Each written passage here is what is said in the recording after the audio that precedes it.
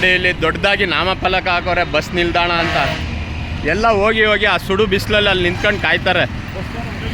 ಹಾಂ ಅಣ್ಣ, ಅವ್ರು ಹೇಳ್ತಾರೆ ಜನ ಅಲ್ಲಿ ನಿಂತ್ಕೋತಾರೆ, ನಾವೇನು ಮಾಡವ ಖಾಲಿ ಹೋಗವ ಅಂತಾರೆ. ಇಲ್ಲ ನೀವು ಇಲ್ಲಿ ಬಂದು ನಿಂತ್ಕೋಬೇಕು, ಇಲ್ಲ ಅವ ಬಂದು ಇಲ್ಲಿ ನಿಲ್ಲಿಸ್ಬೇಕು. ನೀವು ಇಲ್ಲಿ ನಿಂತ್ಕೊಂಡು 4 ಜನ ನಿಲ್ಲಿಸ್ಲಿಲ್ಲ ಅಂದರೆ ಆಮೇಲೆ ನೀವು ಕಂಪ್ಲೇಂಟ್ ಮಾಡಿ ಬಸ್ ಸ್ಟಾಪ್ ಹತ್ರ ಬಸ್ ನಿಲ್ಲಿಸ್ತಾ ಇಲ್ಲ ಅಂತ.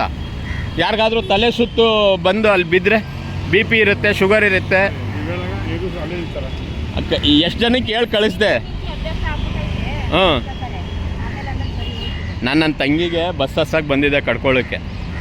ನಾವು ಯಾರಿಗಾದ್ರೂ ಒಬ್ರು ವಿದ್ಯಾವಂತರು ಇವರೆಲ್ಲ ಸ್ಟೂಡೆಂಟ್ಸು ನಿಂತ್ಕೊಂಡು ಅದ್ರ ಬಗ್ಗೆ ಎಲ್ಲ ಇದು ಮಾಡಬೇಕು. ಅಲ್ಲಿ ಹೋಗಿ ಮುಂದೆ ಹೋಗಿ ಮುಂದೆ ಹೋಗಿ ರೇ, ಮುಂದೆ ಹೋಗಿ ಅದು ನಿಲ್ಸ್ರಿ. ಅಲ್ಲಿ ಹೋಗಿ, ಇಲ್ಲಿ ನೀವು ಇಲ್ಲಿ ನಿಲ್ಲಿಸ್ತೀರಾ ಅಂತ ಅವರು ಅಲ್ಲಿ ನೋಡಿ, ಅಲ್ಲೇ ಇರಿ, ಬರ್ತದೆ. ಸಿಸ್ಟರ್ ಅಲ್ಲಿ ಹೋಗಮ್ಮ, ಅಲ್ಲಿ ಹೋಗಿ ಹತ್ತಿ, ಬಸ್ ಸ್ಟಾಪ್ ಹತ್ರ ಬಸ್ ಹತ್ತಿ. ನೋಡಿ ಅಲ್ಲಿ ಎಲ್ಲಂದ್ರೆ ಅಲ್ಲಿ ನಿಲ್ಲಿಸ್ತಾರೆ. ಹೇಳಿ ಕಳಿಸ್ಬೇಕು. ನಿಮಗೆ ಇಲ್ಲಿ ಬಸ್ ಸ್ಟ್ಯಾಂಡ್ ಹತ್ರ ಬಸ್ ಹತ್ತಕ್ಕೆ ತೊಂದರೆನಾ ಸರ್?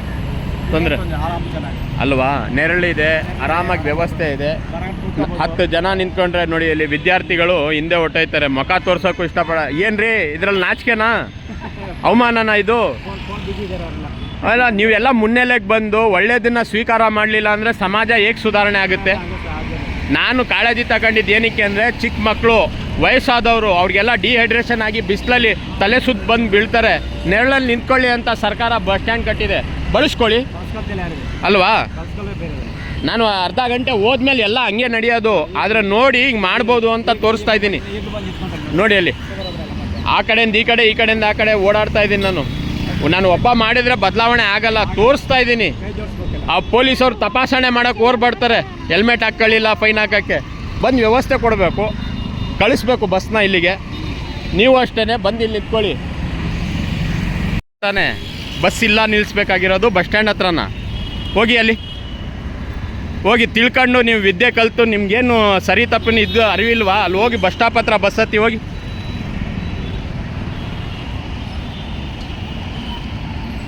ಬಸ್ ಸ್ಟಾಪ್ ಹತ್ರ ನಿಲ್ಲಿಸಿ ಅಣ್ಣ, ಹೋಗೋಣ.